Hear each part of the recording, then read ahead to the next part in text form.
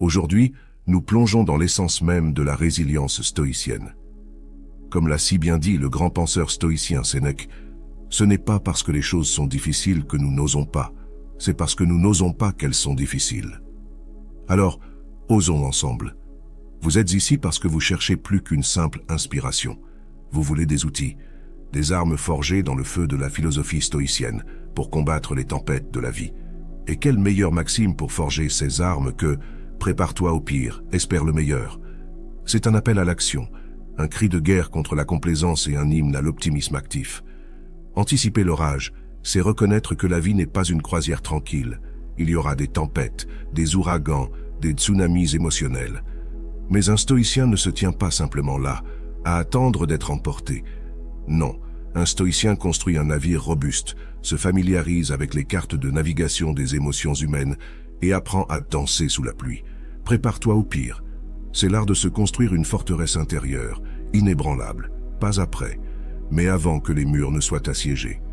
C'est le processus méthodique de fortification de l'esprit, où chaque brique est une pratique, une réflexion, une méditation sur ceux qui pourraient mal tourner. Non pas pour succomber à la peur, mais pour la domestiquer, la transformer en un plan d'action. Mais n'oubliez pas la seconde partie. Espère le meilleur. C'est ici que brille la vraie magie du stoïcisme. L'espoir n'est pas un vœu passif, une attente vide. C'est un travail actif, un jardinage de l'âme où chaque graine d'optimisme est plantée avec intention, arrosée avec la persévérance et éclairée par la lumière de la raison. L'équilibre est crucial. Ne vous y trompez pas. Anticiper le pire sans l'espoir pourrait vous transformer en statue de sel, toujours regardant en arrière. De même, espérer sans préparation est une chanson de sirène, vous attirant vers des récifs cachés. Ainsi, dans cette vidéo, nous allons vous équiper. Vous allez apprendre à construire votre armure mentale, pièce par pièce. Vous découvrirez comment votre esprit peut devenir votre plus grand allié, même dans la tourmente la plus sombre. Et vous serez initié à l'art perdu de l'espoir, cet espoir stoïcien qui ne connaît pas la défaite. Alors, embarquez avec moi. Mettez le cap sur cette aventure où vous apprendrez à faire face aux pires tempêtes, tout en gardant les yeux fixés sur les étoiles. Ensemble, nous allons explorer comment, même dans les profondeurs de l'hiver, un stoïcien trouve en lui un été invincible. Rejoignez-moi, alors que nous dévoilons les secrets pour anticiper l'orage, cultiver l'espoir. Parce que, mes amis, c'est dans l'équilibre entre ces deux forces que nous trouvons la vraie sagesse pour une vie épanouie. Êtes-vous prêts à devenir les architectes de votre propre destinée? Alors, que la leçon commence. Écoutez et imprégnez-vous de cette vérité. La prévoyance et l'optimisme mesuré sont vos boucliers dans la bataille de la vie. En tant que stoïciens, nous ne sommes pas des spectateurs passifs des caprices de la fortune. Nous sommes des guerriers armés de sagesse et de courage. Comprendre ce principe n'est pas un luxe, c'est une nécessité. Prévoyance n'est pas synonyme de pessimisme. Ne confondez pas la préparation avec la peur. Prévoir, c'est reconnaître les vents contraires et ajuster vos voiles en conséquence, pas se laisser submerger par la tempête des soucis. L'optimisme mesuré, c'est savoir que la pluie nourrit la terre autant qu'elle peut l'inonder. Faites la distinction claire. Être préoccupé, c'est se noyer dans un océan d'inquiétude sans fin. Être préparé, c'est construire le navire qui vous portera à travers ces vagues tumultueuses. La préoccupation paralyse, mais la préparation vous propulse en avant. Choisissez de propulser, pas de paralyser. Regardons vers le passé, vers l'empereur stoïcien Marc Aurèle, qui a régné à une époque de pestilence et de guerre. Confronté à des défis qui auraient brisé un homme de moindre stature, il a puisé dans sa réserve stoïcienne, pas pour se lamenter sur son sort, mais pour agir avec dignité et détermination. Il n'a pas simplement espéré la paix, il a préparé Rome pour la guerre et la maladie, tout en maintenant une vision d'un empire prospère et éthique. Marc Aurèle nous a laissé un modèle, enregistrer ses pensées, non pas comme un exercice de vanité, mais comme une pratique de réflexion et de préparation mentale. Ces pensées ne sont pas des lamentations, mais des plans d'action, des rappels de la force intérieure disponible pour tous les stoïciens. Suivez cet exemple. Chaque jour, prenez le temps de noter non seulement ceux qui vous inquiètent, mais aussi comment vous pourriez y faire face. Entraînez-vous à envisager le pire, non pour sombrer dans la désespérance, mais pour déjouer l'impuissance. Ensuite, cultivez l'espoir non pas comme un souhait, mais comme une certitude basée sur votre préparation. Défiez-vous maintenant. Où dans votre vie acceptez-vous passivement les inquiétudes sans préparation? Où pouvez-vous transformer la préoccupation en plan d'action? La réponse à ces questions est le début de votre transformation. Prenez un moment. Imaginez le pire scénario. Respirez. Maintenant, imaginez que vous y faites face avec aplomb et compétence. Comment vous sentez-vous? Plus fort, non? C'est le pouvoir de la prévoyance. Maintenant, regardez vers l'avenir avec un optimisme mesuré. Ce n'est pas un rêve éveillé, mais un but conscient. L'optimisme stoïcien est un feu qui éclaire la nuit, pas une simple étincelle qui s'éteint à la première rafale de vent. Devenez l'empereur de votre propre vie, comme Marc Aurèle. Lorsque les vents de la fortune soufflent contre vous, souriez à cette résistance, car vous avez préparé vos voiles. Quand le doute ombre votre esprit, rappelez-vous que l'optimisme est la lumière que vous avez choisi d'allumer. En avant, stoïcien, préparez-vous pour le pire, espérez le meilleur. Transformez la prévoyance en force et l'optimisme en stratégie. C'est dans cette alchimie que vous trouverez la véritable résilience. C'est ainsi que vous vous épanouirez, non seulement malgré les orages, mais à cause d'eux. À présent, écoutez attentivement, car ce que je vais partager avec vous est le cœur battant de la sagesse stoïcienne. C'est le moment de se préparer au pire. Ce n'est pas un conseil, c'est un impératif pour tous ceux et celles qui aspirent à la grandeur de l'esprit et à la paix intérieure. Commencez par forger votre résilience mentale. Comme un forgeron travaille le fer, travaillez votre esprit. Chaque jour, exposez-vous délibérément à des inconforts mineurs. Prenez une douche froide, jeûnez pendant une journée ou engagez-vous dans des exercices physiques exigeants. Ce ne sont pas des punitions, ce sont des entraînements. Vous renforcez votre tolérance à l'inconfort, vous préparez votre esprit à rester calme dans la tempête. Maintenant, pratiquez la visualisation négative. Cela peut sembler contre-intuitif, mais imaginez le pire. Perdre votre emploi, échouer dans une entreprise, traverser une crise personnelle. Ressentez la peur, l'anxiété, la douleur. Maintenant, regardez ces émotions en face. Elles ne vous contrôlent pas. Vous les contrôlez. À chaque visualisation, diminuez leur impact émotionnel. Vous devenez imperméable à la peur de l'inconnu. Développez ensuite une routine de réflexion. Chaque soir, passez en revue les défis de la journée. Comment avez-vous réagi? Comment auriez-vous pu mieux réagir? Planifiez votre réponse pour la prochaine fois. Ce n'est pas le temps pour l'autoflagellation, mais pour l'auto-amélioration. Appliquez ces pratiques dans votre vie quotidienne. Lorsque vous êtes confronté à un délai serré, une file d'attente longue, un collègue difficile, utilisez ces moments comme vos terrains d'entraînement. Restez calme, restez concentré, restez stoïque. Et lorsque la vie vous lance des défis plus grands, rappelez-vous les petites victoires que vous avez déjà remportées. Un esprit préparé est comme une forteresse. Rien ne peut pénétrer ces murs sans votre consentement. Répétez ces mots. Je suis préparé au pire. J'accueille l'inconfort. J'apprends de mes défis. C'est ainsi que vous transformez la prévoyance en pouvoir, l'anticipation en action. Soyez strict avec vous-même, mais n'oubliez pas la compassion. Vous vous préparez pour le pire, non pas parce que vous vous attendez à l'échec, mais parce que vous êtes déterminé à réussir. Votre mission à partir de cet instant est d'embrasser la préparation au pire comme un mode de vie. C'est une discipline, un engagement, une promesse que vous faites non seulement à vous-même, mais à ceux qui dépendent de vous. Entraînez votre esprit, conditionnez votre corps, aiguisez votre esprit. Et quand l'orage viendra, et il viendra, vous sourirez face au vent hurlant, sachant que vous avez anticipé ce moment, que vous avez préparé cet instant, que vous êtes prêt. La résilience n'est pas une question de chance, c'est une question de choix. Choisissez de vous préparer. Choisissez d'être inébranlable. Choisissez d'être stoïque. C'est votre moment. Saisissez-le, anticipez l'orage. Cultivez l'espoir. Et rappelez-vous, dans la forge de l'adversité, les plus grandes âmes sont souvent formées. Allez-y et formez la vôtre. Maintenant, tournez vos yeux vers l'horizon. Nous avons exploré comment s'ancrer face à la tempête, mais il est temps de lever les voiles avec l'espoir comme notre boussole. L'espoir en stoïcisme n'est pas un simple souhait. C'est une flamme qui éclaire le chemin à travers l'obscurité. C'est le carburant de notre motivation, la force qui nous pousse à avancer même quand le vent est contraire. Cultivez cet espoir avec un optimisme réaliste.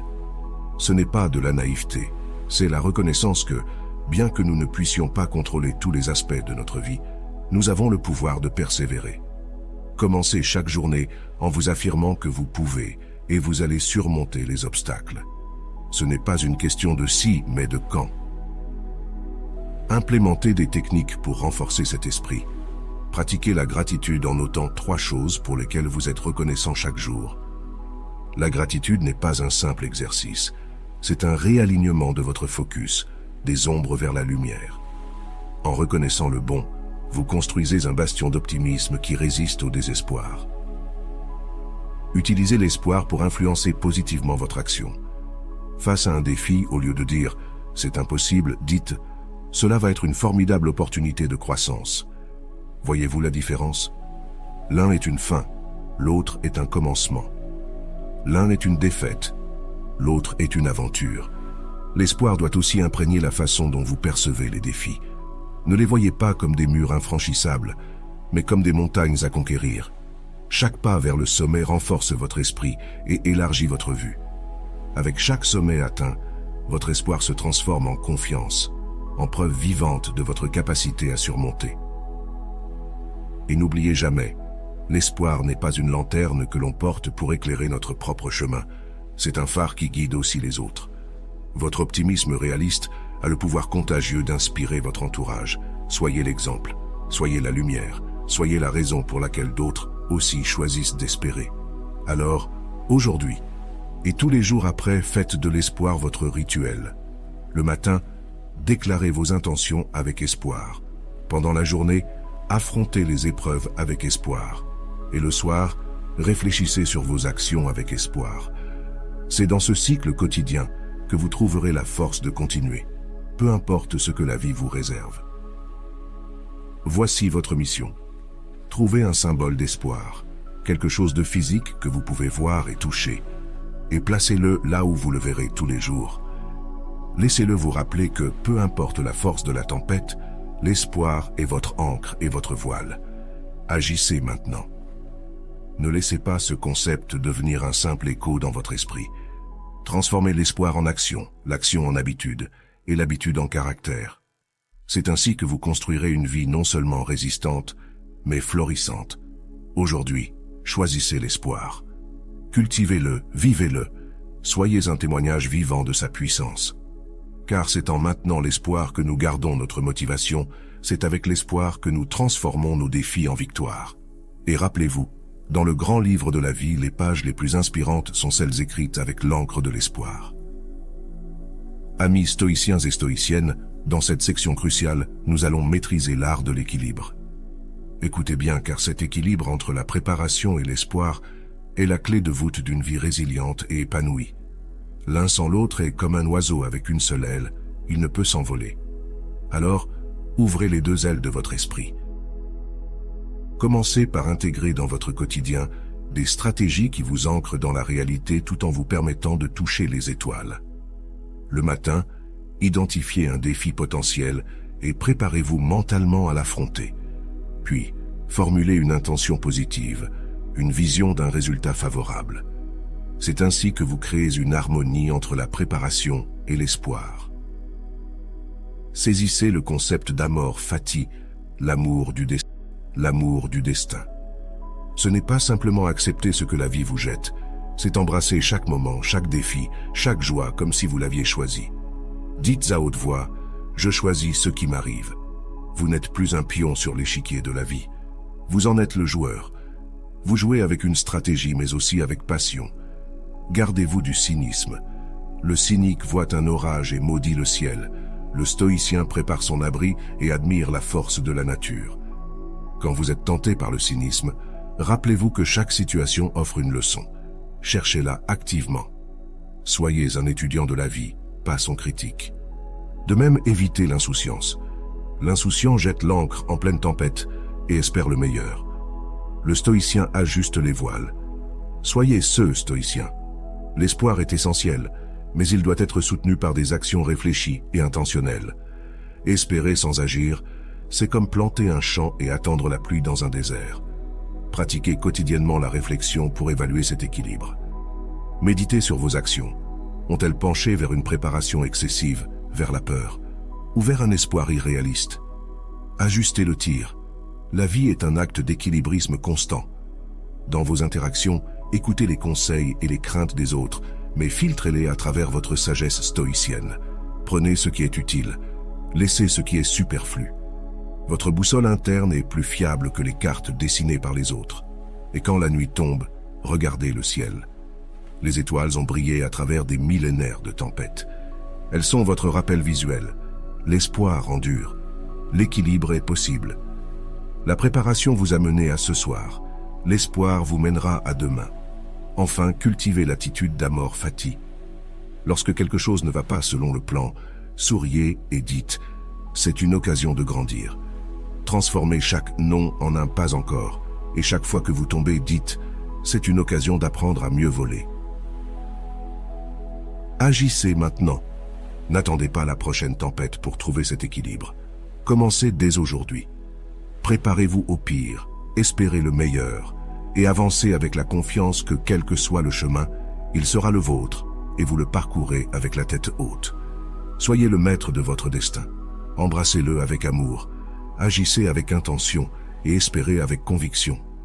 C'est la voie du véritable stoïcien. C'est la voie de l'équilibre. C'est votre voie. Allez de l'avant avec audace et sagesse, mes amis. Le monde attend votre empreinte. Je vous invite maintenant à lever les yeux et regarder autour de vous.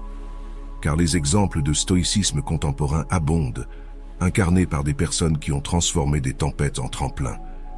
Prenons ces histoires modernes, ces témoignages vivants de préparation et d'espoir, et tissons-les dans notre propre tapisserie de résilience. Considérez l'entrepreneur qui a fait face à l'effondrement économique. Quand les marchés ont chuté, elle n'a pas sombré dans le désespoir. Elle a ajusté sa stratégie. Elle a revu ses finances, diversifié ses actifs, et surtout, elle a maintenu une vision pour l'avenir. Ce n'était pas de l'aveuglement. C'était une préparation minutieuse combinée à une foi inébranlable dans sa capacité à rebondir. Elle a utilisé la crise comme une opportunité de réinvention, un moment pour s'adapter et innover. Prenons l'athlète qui, lorsqu'une blessure a brisé ses rêves olympiques, n'a pas abandonné. Au lieu de cela, il a vu la période de récupération comme un temps pour renforcer son esprit, pour affiner sa stratégie et pour établir un nouveau plan d'entraînement.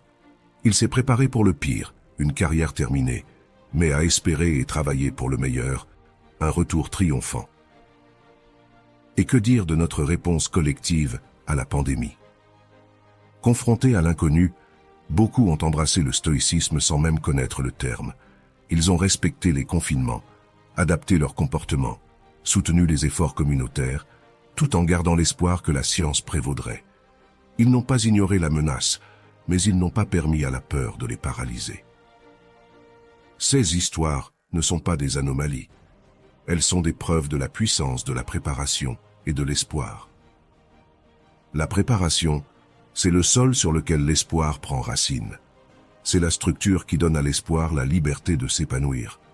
Ainsi, lorsque vous entendez parler d'entreprises qui ont prospéré en changeant de modèle pendant une récession, sachez que c'est le stoïcisme en action. C'est la capacité de se détacher des échecs et de se concentrer sur la création de solutions. Quand vous voyez des communautés qui se sont rassemblées pour soutenir les plus vulnérables en temps de crise, reconnaissez-y la philosophie stoïcienne. C'est la reconnaissance que, bien que nous ne puissions pas contrôler les événements extérieurs, nous pouvons contrôler notre réponse. Chaque fois que vous lisez sur des individus qui ont surmonté des épreuves incroyables, utilisez leurs histoires pour alimenter votre propre voyage. Soyez inspirés par leur préparation mentale, leur résilience, leur capacité à rester centrés sur l'espoir malgré les circonstances. Et maintenant, c'est à votre tour. Comment allez-vous appliquer ces leçons dans votre vie? Comment allez-vous vous préparer pour les défis et cultiver l'espoir? Où pouvez-vous faire preuve de plus de flexibilité, d'adaptabilité, de force intérieure? Agissez avec l'assurance que vous êtes équipé pour toute éventualité. Ne laissez pas les récits de réussite être une simple source de divertissement passif. Faites-en votre plan d'action. Préparez-vous au pire. Cultivez l'espoir. Devenez l'exemple contemporain du stoïcisme que les générations futures étudieront. Soyez le changement. Soyez l'histoire de résilience et d'espoir qui inspire. Soyez stoïcien dans votre préparation et héroïque dans votre optimisme. L'histoire vous attend. Allez et écrivez votre chapitre. En conclusion, vous voici à l'aube d'une transformation. Retenez ces clés. La préparation minutieuse face à l'adversité et l'optimisme réaliste qui alimentent la flamme de l'action. Ce ne sont pas de simples conseils, ce sont les fondations d'une forteresse intérieure impénétrable, les piliers d'une existence empreinte de sagesse stoïcienne. Je vous exhorte à mettre en pratique ces principes. Affrontez chaque jour avec la fermeté de celui qui est prêt pour le pire, mais portez en vous l'espoir fervent du meilleur. Demandez-vous sans cesse, quels sont les pires scénarios possibles? Comment puis-je me préparer à les affronter? Et dans le même souffle, cultivez un jardin d'espoir. Plantez-y vos rêves, arrosez-les de votre travail et de votre persévérance, et regardez-les s'épanouir. N'attendez pas demain pour commencer.